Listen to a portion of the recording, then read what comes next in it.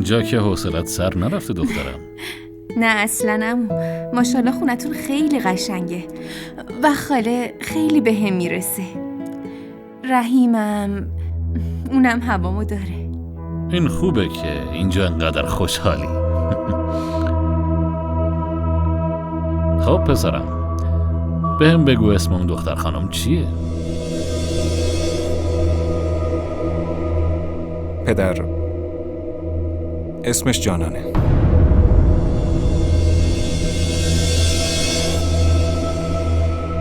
جانان؟ همون دختری نیست که برادرش اومد پیش من و ازت شکایت کرد؟ بله پدر، اما برادرش دیگه زنده نیست. تو یه تصادف فوت کرده.